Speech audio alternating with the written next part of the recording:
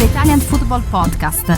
Let's now look at the top of the table, because we're 6 games into the season, and after everything that has happened, Napoli losing that first game 3-0 at Verona and everyone asking questions, and then Inter having a few negative results, losing the derby, Juventus going 5.5 hours without scoring at one point, and Milan being in such a crisis at one point that Fonseca was on the brink of the sack before the Milan derby.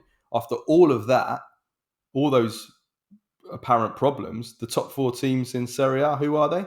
Napoli, Inter, Juventus, and Milan, as we said predicted. they would be. As I said, they all would separated be by 2 points. So, it's kind of as expected. I mean, from what we have seen at this early stage, from the first 6 weeks of the season, who do you have your Scudetto money on now, Nima? I still have the same Scudetto winner as I had before the season began, and that's Juventus.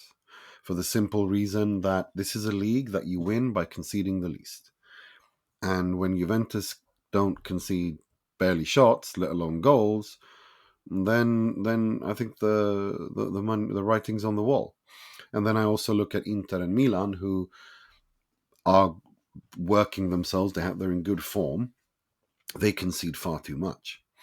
They have 7 goals conceded between them in 6 games. There are evident problems defensively for both of these teams, obviously for various different reasons and various different kinds of issues, but they're there. Whilst Napoli and Juve look very, very solid, and Juve look ridiculously solid for it to be this early on. So if I have no reason to change my preseason prediction at all. I still think it's Juve, Inter, and Napoli, separated by 3 to 4 points. Yeah, I think it's a very hard one to call. I mean, it's still really too early. I mean, these are ridiculously early predictions we're making here, but I think you can make a case for all 4. But the only one I'd be comfortable in ruling out is Milan, because I think that I think there's less guarantees from Milan than there are with the other 3. I think the other 3, there's guarantees with all of them. Juventus, they look so good defensively. They look structurally very, very good already, and they look like they're going to control games, and that's going to make it difficult for opponents. With Napoli, there is the Conte factor, of course, and that they're out of Europe. They're playing once a week, which Conte said himself, by the way, after the win against Monza. He said that that's an undoubted advantage for us. He then actually played down Napoli's title hopes, which he does. And What a surprise! Surprise! He said, look, he says the advantage for us is we're playing once a week. That's a huge advantage. He admitted that, but he said the disadvantage is that by not playing in Europe, that shows that there's a gap in quality. We have to make up 40 points. He is the master at doing this, isn't he? Like, even from the outside, when it looks like, is he mentally ill? Why is he doing crazy shit like that? I remember Inter when after the Borussia Dortmund game when they were 2-0 up at half-time. And he's like, well, what do you expect from us? We bought players from Sassuolo and Cagliari.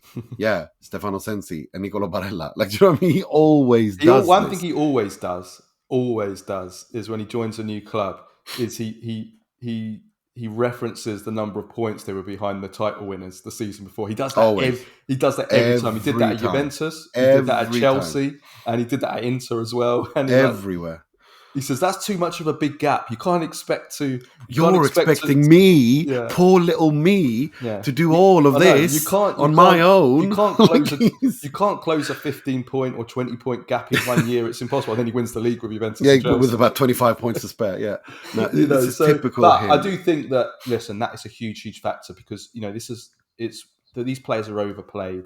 Players are exhausted and tired already because they haven't had a rest for years in the summer.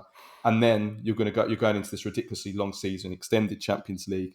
We expect Juventus and Inter and Milan still should as well to qualify, to get into the knockout stages, to be playing into to February, hopefully later, March, April, we hope as well. That all those games is gonna take a toll, and we know that Conte teams in February, March are always, that's when they really show He grills them in the summer because he builds them long term and he keeps them going throughout the season. Yeah. There's no messing about with this guy. He doesn't. Yeah. He So doesn't that's so relax. that's why Napoli are there. And then Inter, I mean, listen, objectively on paper, Inter have the best team. They have the best and the deepest squad. They have a great manager.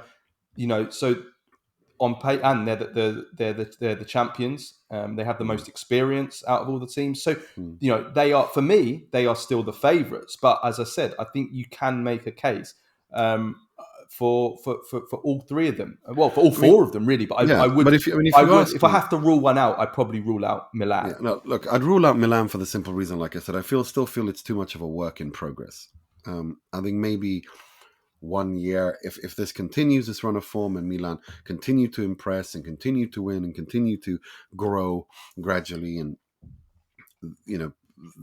then maybe in a year's time we could talk about them as a Scudetto favorite, even, who knows.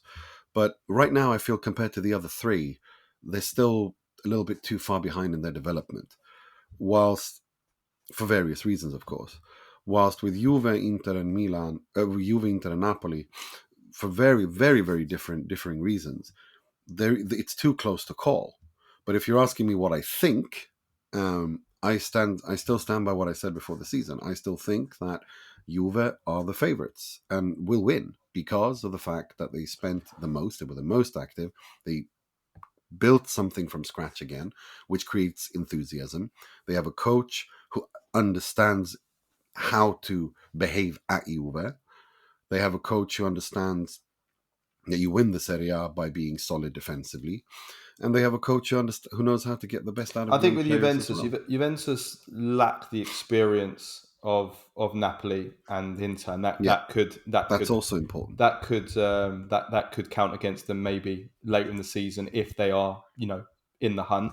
I do think that Juventus do need, and I've said this, they need Vlahovic, they need their striker to show some consistency, and we just haven't had that with Vlahovic. If they are, otherwise they're going to struggle to score the goals, and you can't go 1-0, 1-0 the whole way through the season. Eventually that it catches up with you. You It can't does. have the second lowest xG in Serie A, which Juventus had before this weekend, and be challenging up at the top and do that for a whole season. No, Eventually, ends up playing out into reality. So that's why Juventus need Vlahovic to start showing some consistency. Otherwise, Juventus are going to draw too many games.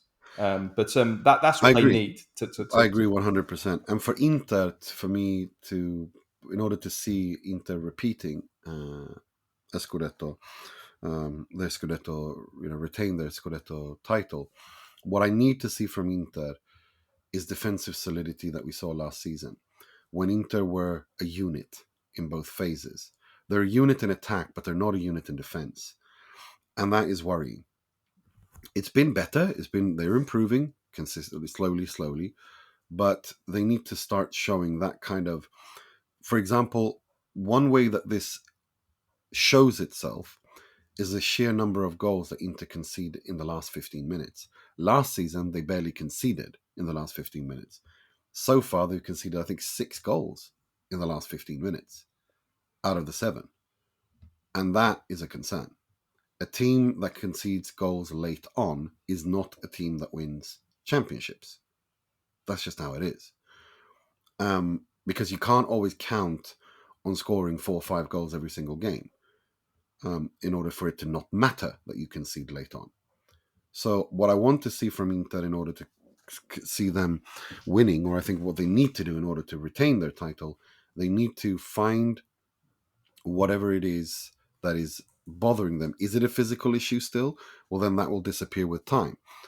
But is it also a structural issue?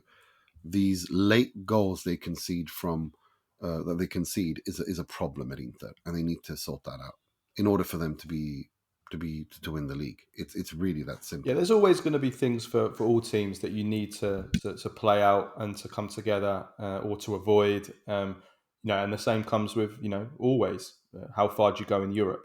How many injuries do you get? If you lose key players for an extended period of time, then that's going to affect your title challenge. You know, if Inter were to lose Lautaro for 5 months, or if Napoli were to lose Lukaku, or Juventus were to lose Koopmeiners, or do you know what I mean? So these are all things that you know that are impossible to call. But I understand what you're saying. Of course, injuries plays into it. But what I'm talking about is structural weaknesses.